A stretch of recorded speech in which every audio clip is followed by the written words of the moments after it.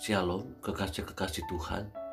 Pagi hari ini kembali kita membaca dan merenungkan firman Tuhan dengan judul Hidup Berkemenangan. Kamis edisi surat 1 Korintus.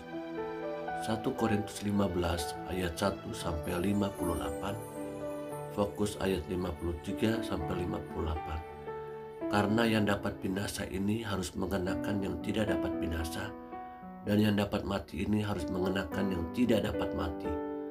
Dan sesudah yang dapat binasa ini mengenakan yang tidak dapat binasa.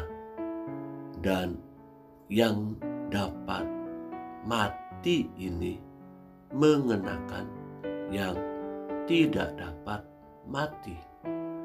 Maka genaplah firman Tuhan yang tertulis, maut telah ditelan dalam kemenangan. Dalam bagian ayat ini mengatakan mengenakan yang tidak dapat binasa, dan yang dapat mati ini harus mengenakan yang tidak dapat mati. Sesudah itu baru dikatakan yang tidak dapat binasa, yang dapat mati ini mengenakan yang tidak dapat mati. Selanjutnya dalam ayat berikutnya, hai maut, di manakah kemenanganmu? Hai maut, di manakah sengatmu? Sengat maut ialah dosa, dan kuasa dosa ialah hukum Taurat. Tetapi syukur kepada Allah yang telah memberikan kepada kita kemenangan oleh Yesus Kristus Tuhan kita. Jadi yang memberikan kemenangan kepada saya dan saudara atas dosa-dosa yaitu Yesus Kristus yang menjadi Tuhan dan Juru Selamat kita.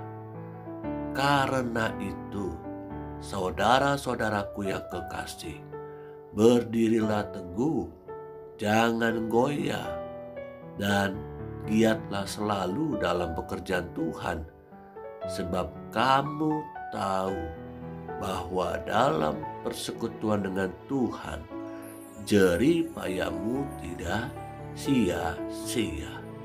Kekasih-kekasih yang Tuhan Yesus rindukan, saya dan saudara adalah orang-orang yang hidup dalam berkemenangan. Siapa yang membuat kita berkemenangan? Tentunya Yesus Kristus Tuhan kita. So artinya hidup dalam kemenangan dan kerjakanlah, layanilah Tuhan dengan sungguh-sungguh. Bangun persekutuan dengan Tuhan lebih serius lagi, karena dengan demikian persekutuan kita dengan Tuhan, jerih payah kita tidak sia-sia. Tuhan senang dengan kesungguhan hati kita dalam melakukan segala sesuatu, bukan hanya untuk manusia, tapi pun untuk kemuliaan nama Tuhan.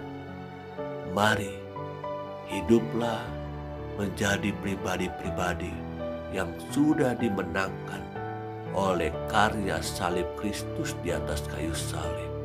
Bagikanlah berita pendamaian ini kepada sesama kita, supaya mereka pun hidup dalam berkemenangan di dalam Tuhan Yesus Kristus. Amin. Mari kita berdoa. Tuhan Yesus yang baik, terima kasih buat firman Tuhan hari ini. Ampuni kami seringkali kami kalah, namun hari ini kami diingatkan oleh firman Tuhan bahwa kami hidup dalam berkemenangan dalam Kristus Yesus. Terimalah berkat daripada Allah Bapa, cintanya lewat Yesus Kristus anaknya yang tunggal, pertolongan, persekutuan penghibur Roh Kudus menyertai hidupku dan hidupmu sepanjang hari ini sampai selama-lamanya. Tuhan Yesus Kristus datang kali yang kedua. Yang terima berkat Tuhan dan jadi berkat, katakan bersama-sama dengan iman keyakinan kepada Yesus Kristus. Haleluya. Amin.